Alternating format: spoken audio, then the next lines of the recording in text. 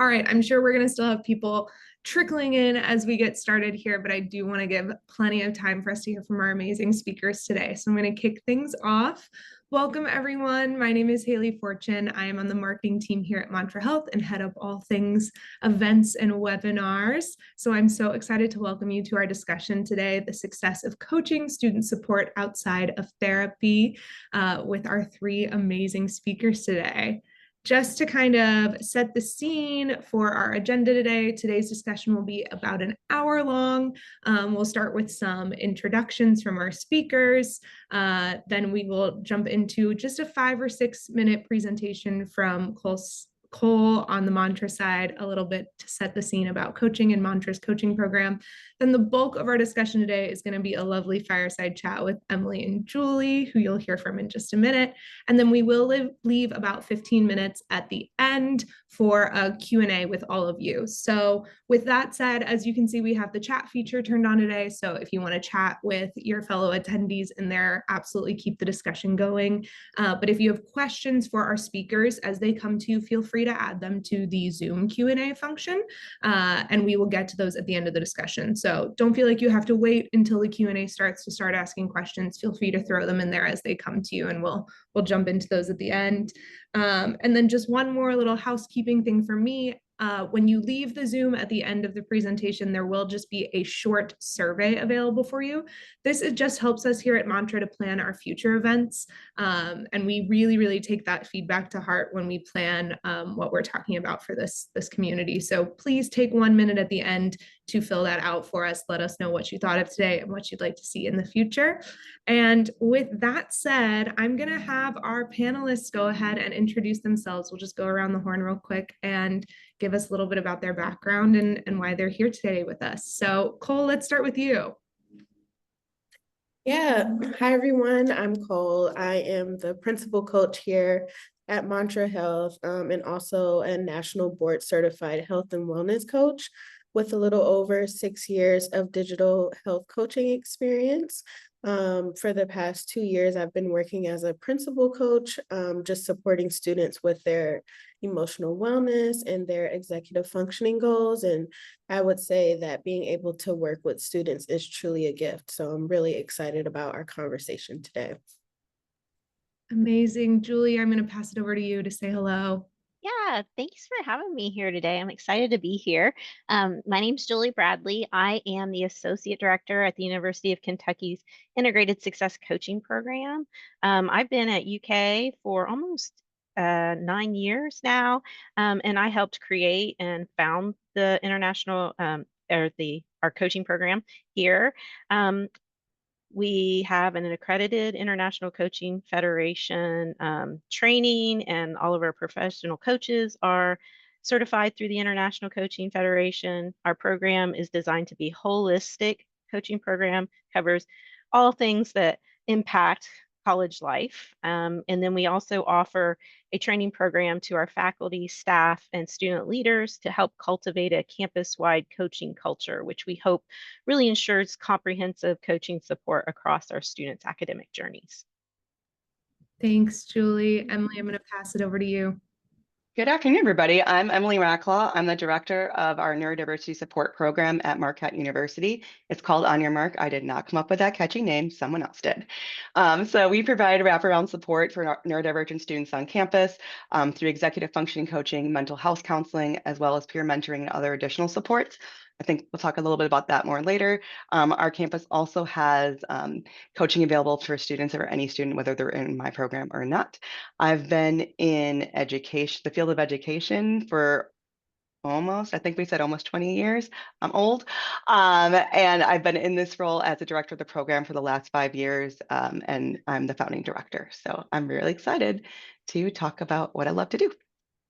Amazing. Thank you all so much for those lovely intros. And I'm so excited to get to the discussion later. To kick things off, though, I'd love to pass the mic over to Cole for a quick presentation. Like I said, just about 5 minutes here, kind of setting the scene for us on what coaching is all about and a little bit about Mantra. Take it away, Cole. Yeah, so I'm going to start off by just sharing some stats about the student mental health crisis in our country. So through my research, I found an article on a recent study completed by the American College Health Association. In spring of 2023, the ACHA surveyed over 55,000 undergraduate students about their mental health, which revealed that 76% were experiencing moderate to serious psychological distress, with anxiety and depression being the most common diagnoses, and that academic challenges were also affecting students' mental health as well. 81% of the students surveyed were aware that their school provides mental health services, but less than half, about 40%, think their school is doing enough to support student mental health. So across the country, campus counseling centers are facing an unprecedented demand. This includes longer wait times for treatment and limited number of staff to support the college student population. Traditional therapy, while valuable, typically enters the picture after problems have already escalated to clinical levels. And so we're seeing that many students do struggle with everyday challenges like time management, academic pressure, and social adjustment that impact their well-being, but don't necessarily require clinical intervention.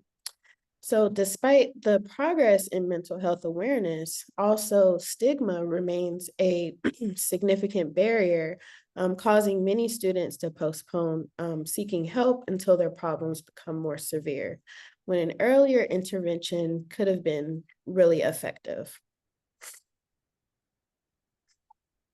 Next slide, thank you. So coaching represents a powerful upstream intervention that provides support at the first signs of struggle, long before problems develop into situations requiring intensive clinical intervention. So unlike therapy's focus on healing or treating conditions, coaching builds concrete skills that enhance resilience and functioning. An empowerment approach that strongly resonates with today's students. One of coaching's greatest strengths is its accessibility. It presents a low barrier entry point into the support system for students who might hesitate to seek therapy, but are comfortable working with a coach to improve their performance. So this framing also helps to normalize help-seeking behavior by positioning support as skill development rather than treatment, significantly reducing the stigma there. And then also, coaching has a prevention-focused approach and teaches coping strategies and practical skills that help students handle future challenges independently. And it also creates a buffer that prevents those minor issues from developing into a full-blown crisis. Next slide. Thank you. And so these are just an example of some of the things that some of the skills that I might work on with the students that I see in coaching. And so I'm going to list off how I might support a student with coaching in these areas. So coaching provides structured guidance and essential executive functioning skills like planning, prioritization, organization, abilities that directly impact academic performance, but are rarely explicitly taught in curriculum. One of the realizations that I first had when I started college was that no one really teaches you how to learn or study information, and that by the time you've gotten to college, it's almost too late. In coaching, I do collaborate with my students to create a strategy that helps them reach their goals. And so with executive functioning, we continue to work on planning, developing key organizational habits and systems, and time management. With self-confidence, we might work on focusing on the student's strengths and shifting to a more positive perspective. We might explore the things they do well and work to build awareness of more positive qualities during our time together, while setting achievable goals that reinforce the belief that they can do this. And for problem solving, coaching can facilitate a process where students learn to analyze situations either by weighing the pros and cons or thinking about the worst best case scenarios and evaluating the potential outcome. We also have some incredible emotional wellness and executive functioning content in our Mantra Health app that I incorporate into my coaching process. And students are able to access this content from their fingertips, which makes it a lot easier to learn about mental health concepts and strategies on the go. Yep. Yeah. And so the benefits of the two coaching programs here at Mantra is that we recognize that students need both practical skills support and emotion regulation assistance. So offering specialized coaching in both these areas can really be beneficial. Our programs emphasize building transferable skills that continue benefiting students long after the coaching concludes.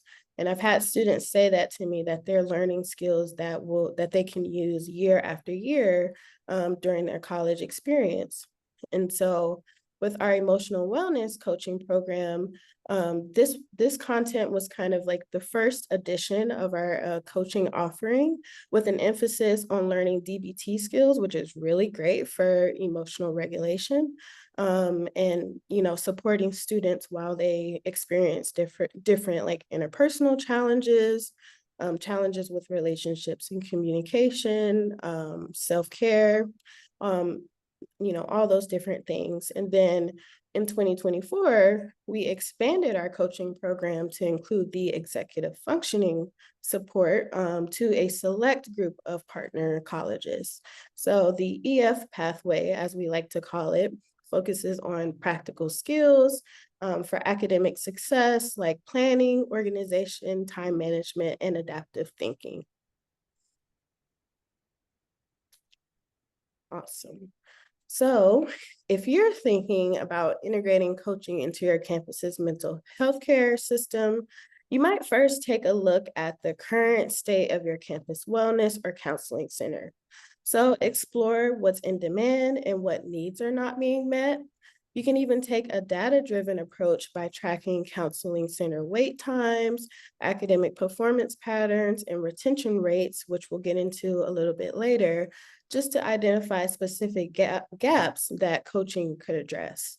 You can also get ahead of the game by referring students for support before they reach academic probation status, just to get ahead of things. And then also leverage your school's existing network by training residents' life staff, academic advisors, and faculty to identify struggling students and connect them with coaching resources before problems escalate.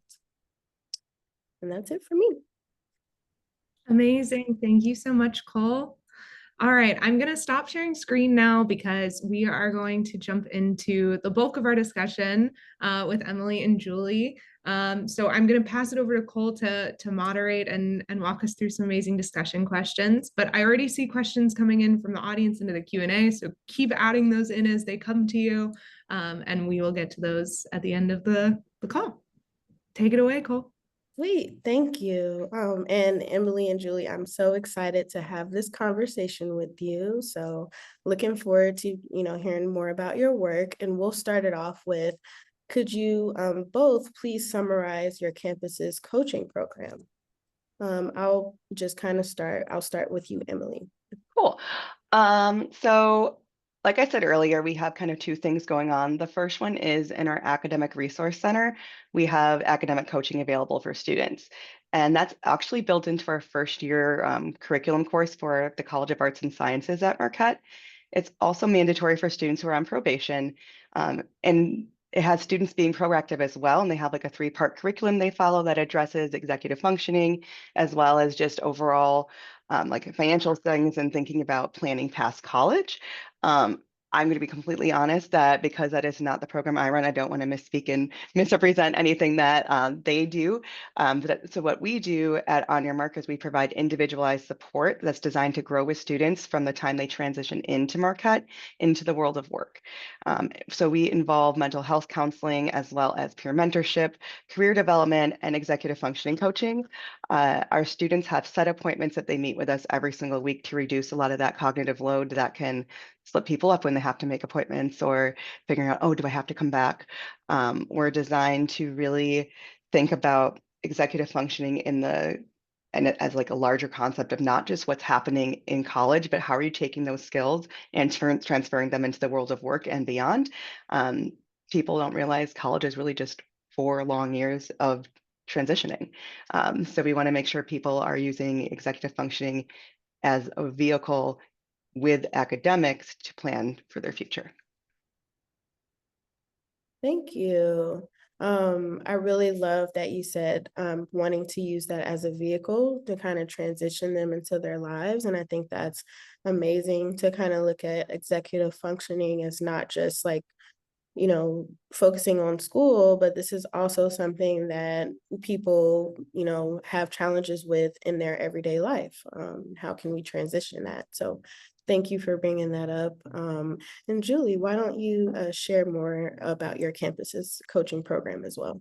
Sure. So we're located in the Department of Transformative Learning in under Student Success. And we are the centralized unit for student support on campus, which means every student on campus should have access to our services. So about 50% may be on probation and required to come, and we have about 50% that are just self-selecting. So that's really exciting because it's getting the word out that coaching's really a powerful tool, and students are coming to us on their own accord. Our program focuses, our sessions are driven by whatever the student wants to work on that day, whatever the student says bubbles up as their needs. We often create personalized action plans, focusing on areas like academic life skills, executive functioning, career exploration, financial wellness, leadership. We also have some focus on like identity related issues, like first generation is really important on our campus. We have a very large first generation population, neurodivergent issues or individuals, and overall wellness really can impact it, but it's truly driven by whatever that student feels is most important for them. We offer both individual and group coaching sessions. And as I said earlier, training is also a big piece of ours. So our president really wants a coaching wide, a campus wide coaching culture. And so we have a multi-pronged approach to that, where we have professional coaches, and then we're training individuals to learn foundational skills, coaching skills that they can weave into their practice, into their advising practice. And then, of course, we partner with our counseling center to do group coaching and things like that. That's really awesome. And just hearing you guys talk about that just makes me wish that I had this experience when I was in college, and how beneficial this could have been. So I'm a little jealous of college students today, I will say, but you guys are doing amazing work. Let's get into the next question. So based on your experience, what student challenges or patterns have you observed that make coaching a valuable addition to campus mental health resources? And whoever wants to jump in first is fine. My mic's off, Emily. You want me to go? Okay. So, for sure, I know everyone here knows how complicated our students' lives are, right? And they all have these individual sets of needs. And so, coaching is this individualized process. It's, we talk about personalized medicine, and coaching is kind of personalized coaching, right? There are parallels there. And it really means that coaching is a great complement to mental health services. I mentioned before on our campus, for example, first gen is a huge focus. So, if we kind of narrow down on that group, they have really particular issues with belongingness and navigating hidden agendas in higher ed, right? The push-pull of home dynamics and coming to college and trying to be a great college student. And all of these pressures stack up on each other, right? And coaching is just such a great way to help that student unpack and pick up skills and build confidence and move them towards, their goals and graduation and success. Yeah, That's a great start. yeah, absolutely. Go ahead, Emily. So I think piggybacking off of that, like a lot of students, they come in, they don't know what they don't know. And they're finding out, maybe a couple weeks into the semester, oh man, this was not what I thought I signed up for. And like you said earlier, Cole, it might not necessarily be a mental health, like a mental health need, but it's also more than just academic, like tutoring need that a student might have. I think there's also a really rude awakening in the difference between the supportive kind of hand-holding environment that is the K-12 setting into what college is, and the expectations that students have of professors is not necessarily going to be met because what they think of what teaching is, it's very different than being a professor. And I think just that large number of adjustments and those unspoken rules that the only time we teach people how to do school is kindergarten. After that, we're all just supposed to be able to figure it out as we go along. And particularly with neurodivergent students, I think, and being neurodivergent myself, it's all these things that add extra weight that I don't have the time to figure out. So I'm just making it up as I go along 9 times out of 10. And doing it the hard way isn't always doing it the smart way or the best way. And I think just helping to normalize the idea that everybody has supports regardless is really valuable for having coaching available. Yeah, you make a great point that everyone having support, and that it just brings me back to the point of normalizing help seeking behavior. Like some of the students that I see, they're like, oh, I just want to test this out for the first time and see, what I can get out of this. And then at the end of the 8 weeks, they're like, I accomplished this, I accomplished that. And I'm like, see what it's like for you to just like reach out to resources and, ask for help. And there's someone or a team that's here to kind of support you with those challenges. And they do see the benefits of that. So yeah. Let's get into our next question. Did I ask the question on what role do you see coaching playing in fostering a proactive and resilient student body? Did I ask that one, Haley? Okay. Okay. Let me know if I need to repeat it. Can you repeat it? I'm sorry. Yeah. What role do you see coaching playing in fostering a proactive and resilient student body? And the second piece to this is, what have you seen since implementing these programs? Yeah, I'm going to go first because I started talking. I'm sorry, Julie. Yeah, No, that's awesome. So I think the key here is proactive, right? A lot of the times in money institutions, based on funding, based on how we're just set up, is that coaching is probably offered in almost every single institution, but usually it's reactive. And by then we're working from behind, and then we're already feeling overwhelmed. And I think having the idea of things being proactive and just saying this is expected as part of your journey here and kind of laying those things out, that's going to make people want to be engaged in these things. It's also going to prevent those G and F classes. It's going to prevent students from, I should rather say, increase retention. So I feel like there's a reason my program has 100% on-time graduation and 100% retention every semester and again and again, no matter how big we're getting, because students have that support in place and it's proactively designed. And since implementing I just gave away the second part of the question of implementing my program. I think it's hard. Like I started 5 years ago. I started when the program did. Research shows that there's larger dropout rates among neurodivergent students and maybe like a 60% graduation rate. And then beyond that, employment is wild. Don't quote me on stats. I'm bad at math, everybody. But seeing the increased sense of belonging, feeling like students they know what their path is, they feel more confident, they're developing skills that are going into the workforce and having 100% employment rates upon graduation, that's worth it for me to have this program on our campus. Awesome. Yeah. What about you, Julie? So, coaching is just it's a natural fit, I think, for proactive and resilient student bodies. We're forward facing, we're strengths based, and it just makes it such a powerful tool. being resilient, it's all about mindset, and coaching is all about mindset. We start with mindset, right? We unpack those cognitive distortions to help students, move forward, and reframe things that are bumps in the road as learning experiences. But it doesn't stop there. It helps students take that mindset into action.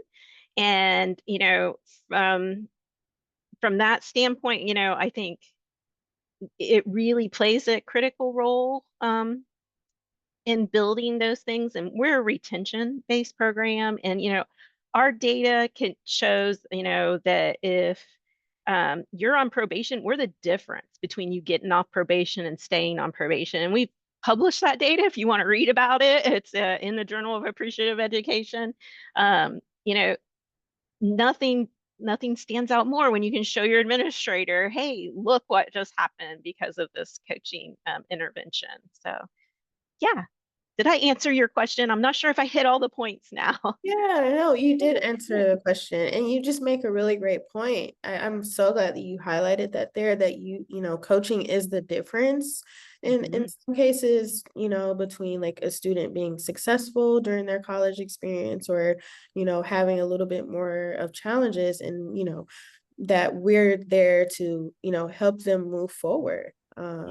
Yeah, and I'm sure that's really important data that you can, send to leadership at your school to kind of show, like, here's what we're doing. These are the benefits. Students are really benefiting from this.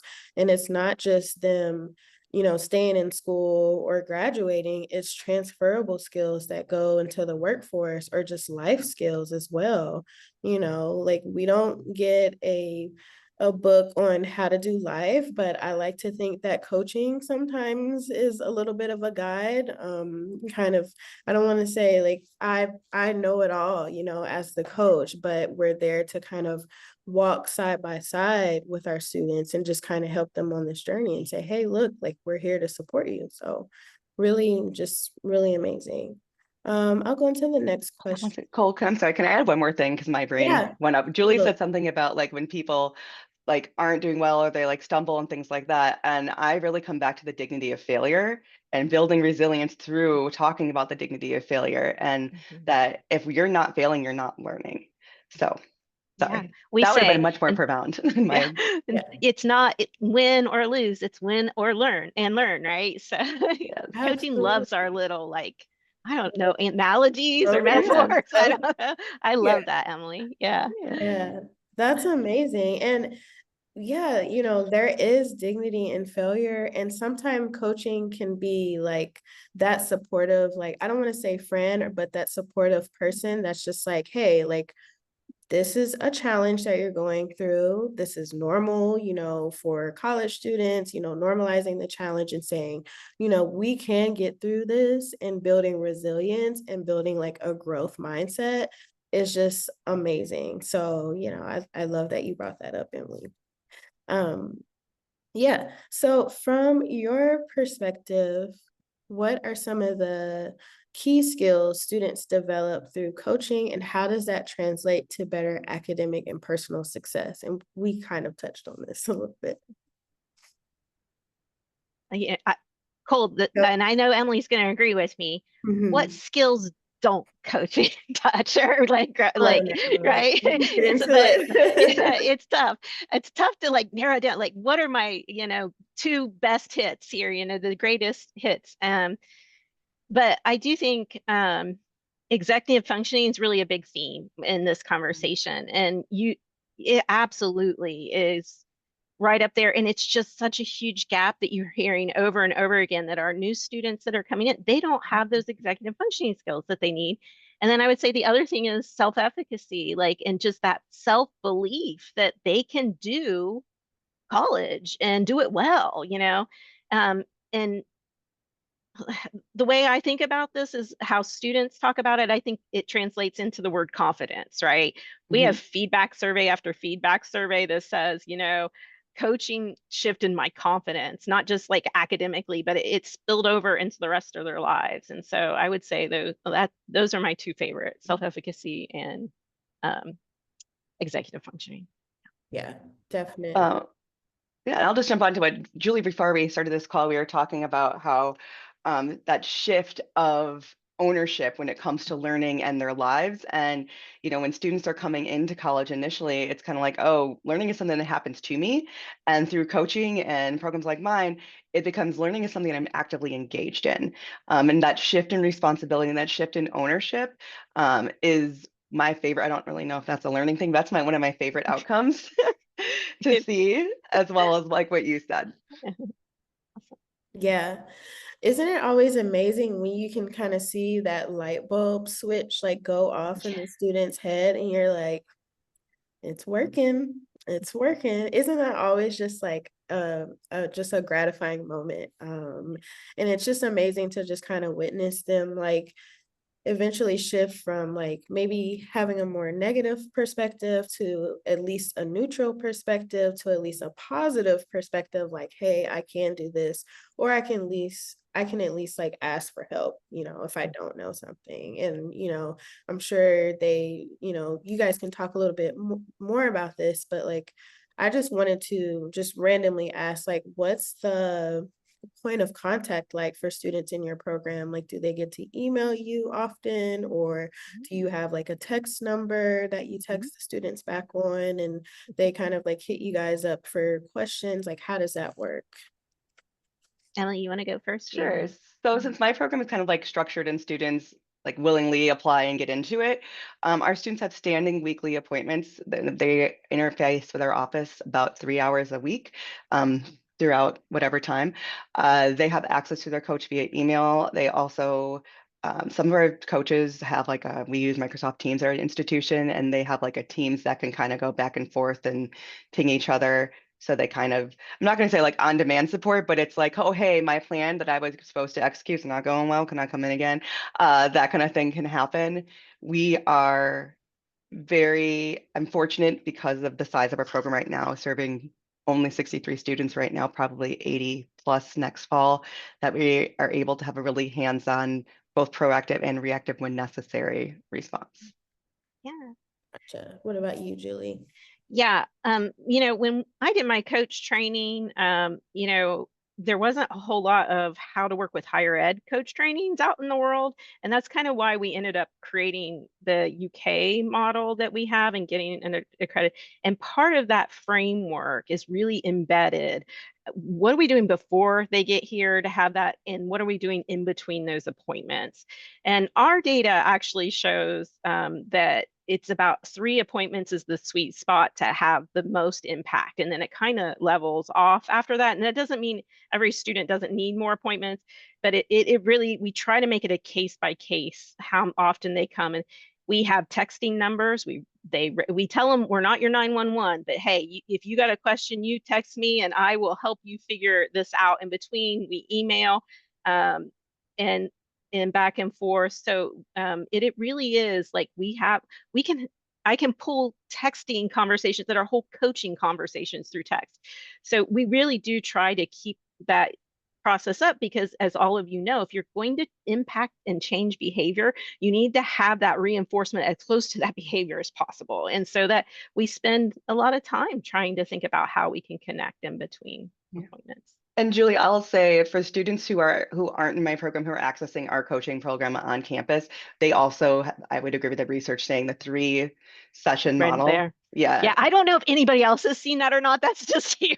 Yeah. I don't have any Yeah. knowledge or anything like that. But for us, that's about, we certainly have our favorite students who coaching is not supposed to be a long-term relationship, right? Like in general. But there are, I'll be the first to admit, I've got some I just can't let go of. And they're probably seeing me too much. And I probably need to step up and help them out the door. But in there. Yeah. Yeah. Yeah, but that's amazing. And sounds like you guys are just really meeting students where they are, and really making yourselves accessible to them, which is amazing, which just also improves like, the program participation and them getting, other students involved through word of mouth. So that these are all really great things. For institutions looking to introduce or expand coaching initiatives, how did you create institutional buy-in for these programs? I think Julie, I think you had a little bit of like just more research in the area that you presented, just a story of research in the area and that you presented to leadership. That was really interesting to hear. So can you share a little bit of your perspective there? Yeah, when I was thinking about how to kind of describe this last night, this is what I came up with. If it's bad, everybody forgive me. But when I think about academia and I think about the love language of academia, that is data, research, and publish, right? And I truly believe that's the way to your administrators.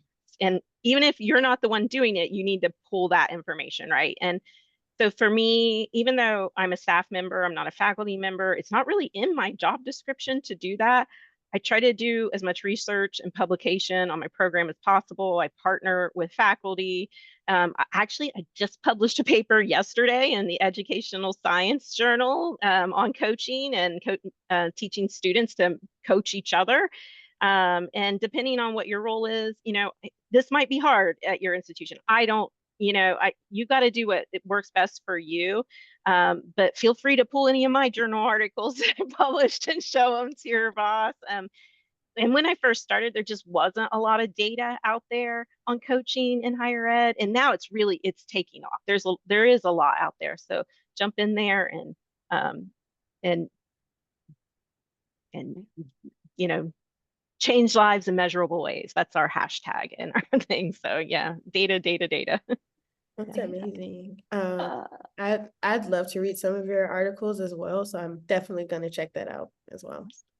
Yeah, Emily, did you have something to share? Yeah, I think some practical ways is I think across the landscape of academic advising, they're asking academic advisors take more of a coaching role anyway. So it feels like if I'm an advisor that has hundreds of students, I'm not gonna be able to do the coaching piece for everything. So it has to be an academic advisor can't be everything to all students, and asking them to do more with less is not going to be efficient and it's not going to be effective. And I don't think it's worth the investment from looking at that piece. I think having it where someone else who's an expert in that area, everyone has expertise in different places, and relying on that. And Julie, I am not a researcher. It is not my thing. I have a few things I've been like referenced in or researched, been part of the research thing, but data driven, having been a teacher, data driven things is what people like. I'm in a position where my program is a fee-based program. So in terms of institutional buy-in, if they're like, well, if we don't have to put you into our budget, it's fine. But we also have funding sources from different agencies, because we serve students with disabilities, vocation rehabilitation funds or other things are available, as well as sliding scale fees. So we be very clear, any student regardless of income is eligible and will work with you. But because of that, I think another strategy is looking at developing programs for specific populations and then say, hey, look how effective this is. Wouldn't it be great if everybody had access to this? How can we make that happen? There's other ways like TRIO grants. If you have those on your campus, it's also a good way to use funding if we want to be creative. I grew up super poor, so I know how to make a couple dollars stretch pretty far. So being creative, I think, is one thing, and always have it be data driven. Yeah, I think you guys both share interesting perspective. Emily, on your end, this is not something that may be included in the budget, but you could apply for grants, and then also just offer sliding scale or offering to work with students is an option for, getting this type of program onto campus. And then Julie, you've provided some research and, presented that to leadership where they can kind of see the benefits and how this impacts like graduation rates and retention levels and things like that. And that's another way, having that data driven or data backed like resource is another way to get that institutional buy-in. So really interesting to see both perspectives. Yeah. So encouraging students to engage with a new support resource can sometimes be a challenge. What have you found to be effective in helping students recognize the value of coaching and take advantage of it? Uh, Yeah. Patience. Number one, patience. But number two, I don't know if anyone else rides a Peloton, but there is an instructor that says, I make suggestions, you make decisions. And having like in making sure you're pushing that autonomy forward, the buy-in seems to happen faster. Um, yes, when things are initially on campus, people tend to try to use it as reactive. And I think going over and over again and saying, hey, maybe it would be less stressful for you if we tried it the other way. But I don't know. If someone has a good answer to that, look, I'm here for it. I agree with you. I think like no one likes to be told what to do. So as much autonomy as we can give students to drive themselves to coaching is awesome. When I first started, um, there was a a smaller academic coaching program that I stepped into and took over. And not because we marketed it this way, but it was seen as a negative, right? It was seen as punishment. You got to go to coaching. But when the students got there, they liked it. The feedback was great. So the first thing we did was like switch that marketing campaign to something that was, what do the world's best coach or leaders have in common? They have coaches. So should you. So we started there and we started educating our partners. Those things are really important because they're great advocates. But when I was thinking about this last night, I was like, the thing I think the point we are at now is that our students are referring each other to our Right. program. They're referring them, they're telling their faculty members and their advisors what great experiences they're having in coaching. And the truth is, I really, really attribute to this back to something Emily just said earlier, is that our coaches are highly trained, highly skilled, highly practiced professionals to coach. They don't know how to advise because that's not their job. They don't know how to, be a counselor because that's not their job. They are trained to coach. And when we ask people to wear too many hats, it just waters down the surface. And our advisors are amazing. They do amazing, terrific work, and we can't do this work without them. But like you said, I do see some of that trend where here advisors do this, here advisors do that. And I don't think that's, I mean, I guess I'm biased, but I don't think that's a great way to go, you know. So yeah. Yeah. Gotcha. And I do see that, sometimes like what you said, Julie, is that students are telling each other about the services. So that word of mouth really helps. Students recognize the value. Like, I've had a couple students who were, um I think residence life, like they lived in the dorm, that were like, hey, I just want to see how this coaching program works so that I can refer other students that live in the same dorm as me. So just going back to the point of like sharing this with academic advisors or residence life, and having that word of mouth can be very beneficial there. And then just our last question, as the landscape of student support continues to evolve, how do you see coaching fitting into the broader conversation around mental wellness and student success in the coming years?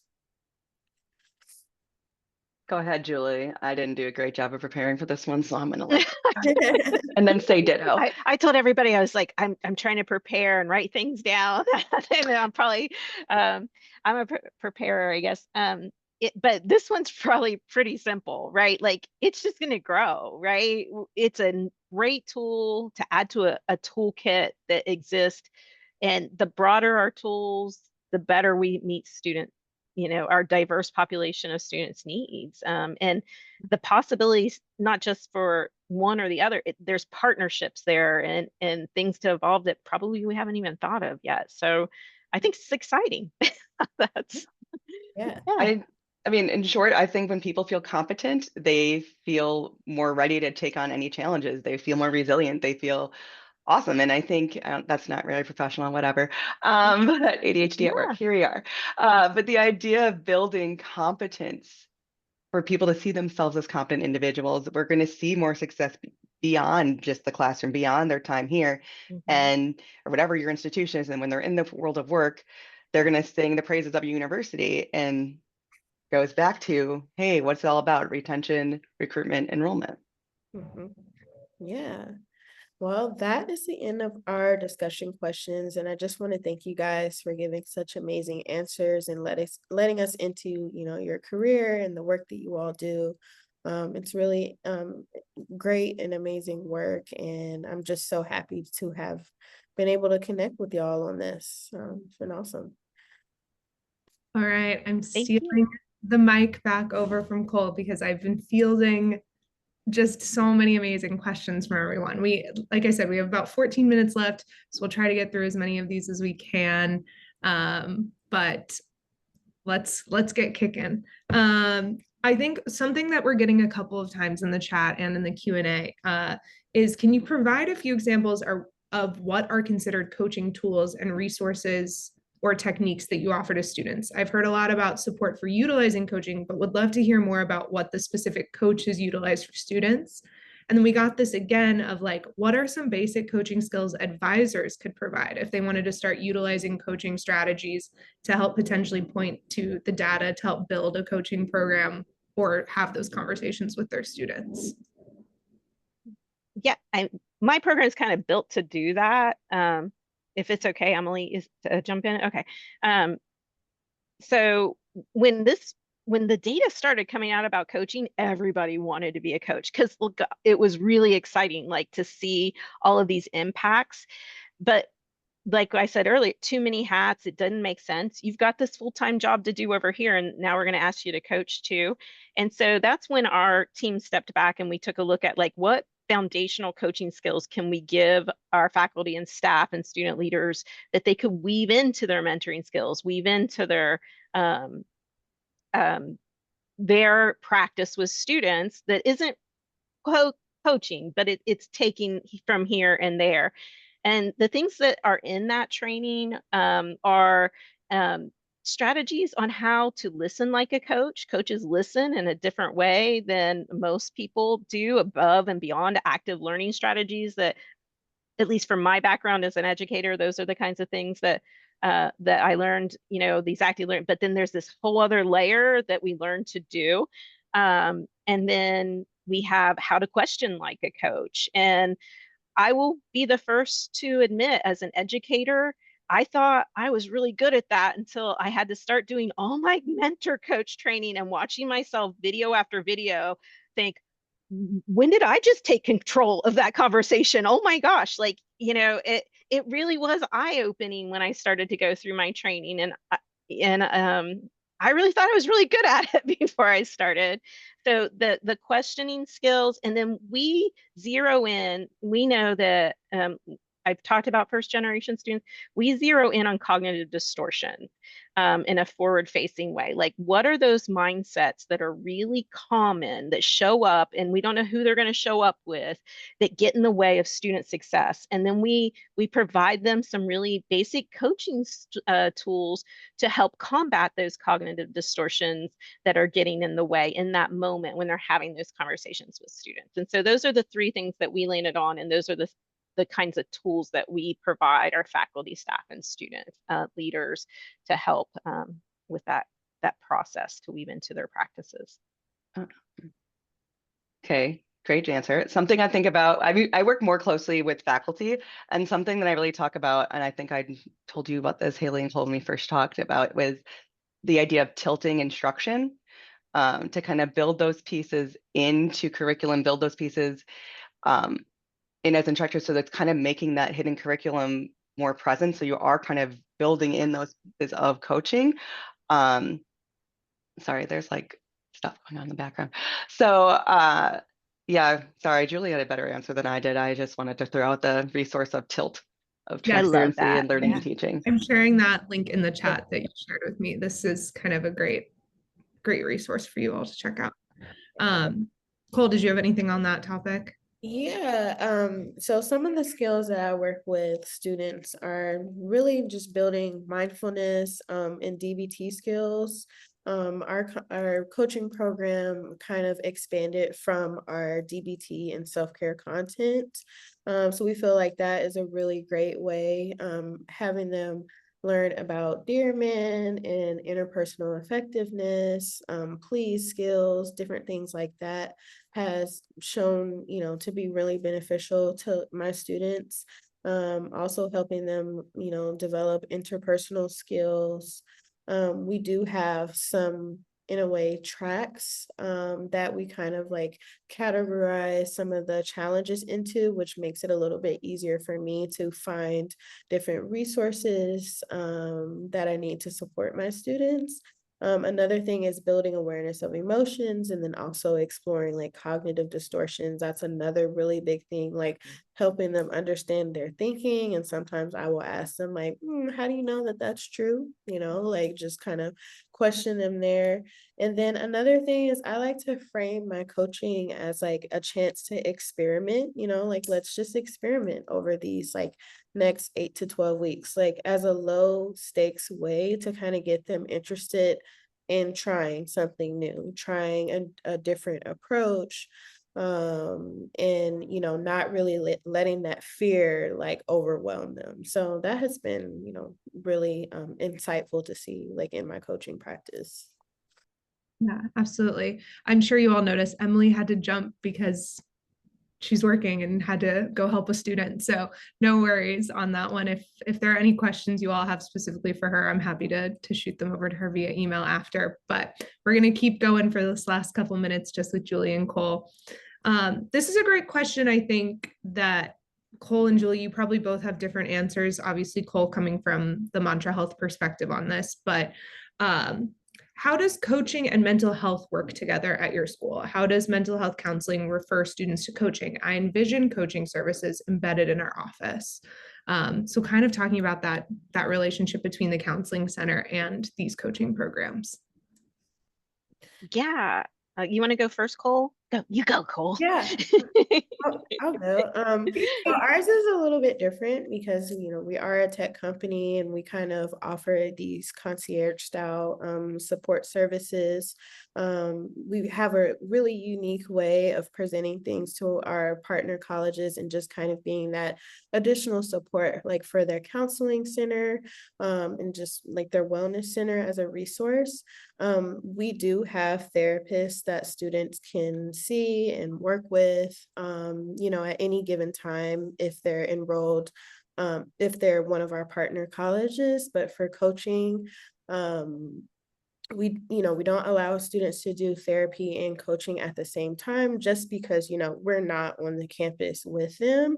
And so if a student needs a little bit more clinical support, we want them to be able to get that clinical support.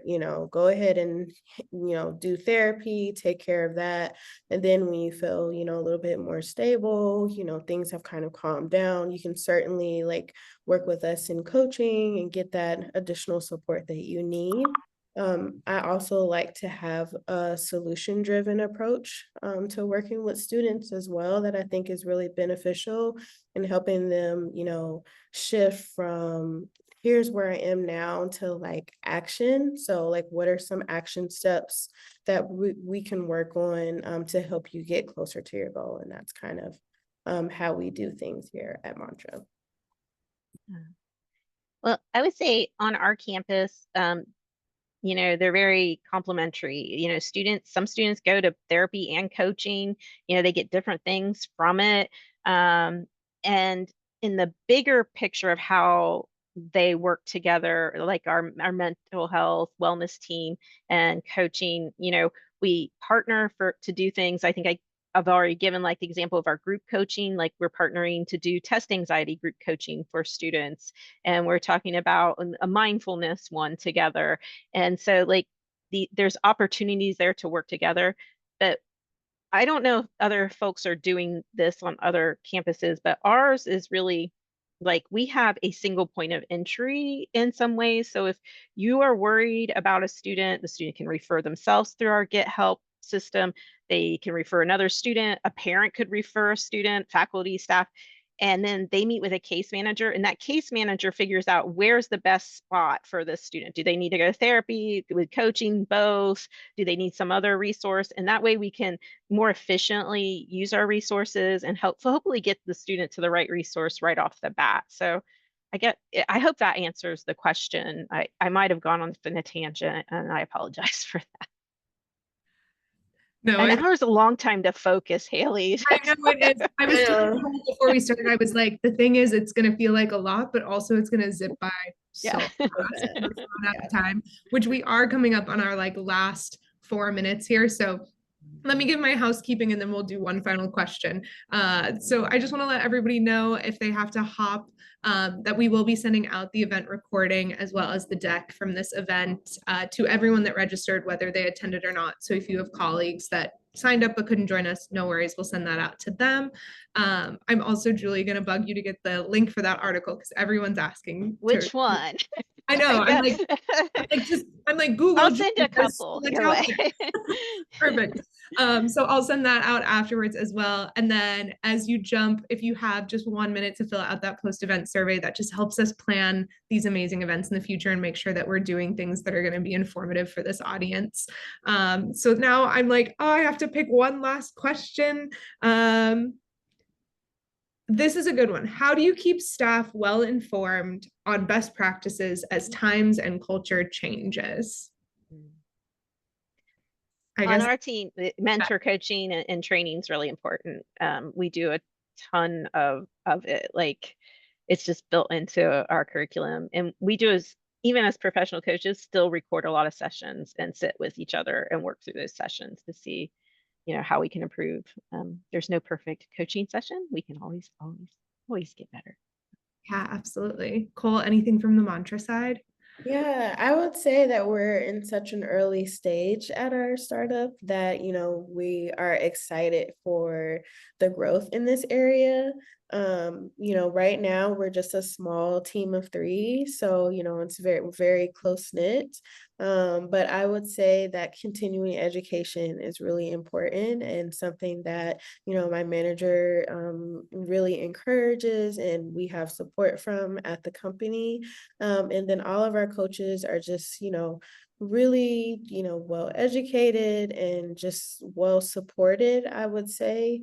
And they really come to Mantra with a lot of skills that we can all learn from each other. So I think we have just a really powerful team that is just trying to keep up with the new trends in coaching.